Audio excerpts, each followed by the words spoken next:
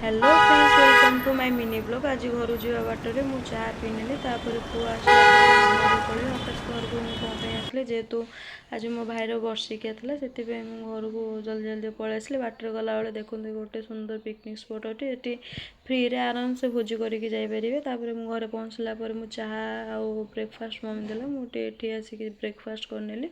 Breakfast कर सारापर संध्या बेलू मुझे मंदिर गली जेहेतु वर्षे है भलसे आम गाँ मंदिर को मुझे जाइनी ये पूजा गोटे दीप जाई सारापर पुअर मोर आम घर पलि आसलु। संध्या बेले पूजा आम सब मिसिकी ककलेट बनइलु।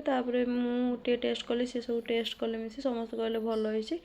तार ये खाइबार व्यस्त पुणी छणा होता पुणी खिया होता खाई पी सारिक आम दीज राति बाहरी गलु जेहेतु से मंदिर में यज्ञ होता। आम से पहुँची सारापर ये पूजा सब कीर्तन होता आम से बस देखुलु ठाकुर को देख सारापर आम घर को रिटर्न पलि आसलु। ये मुझे एंड कर गुड नाइट।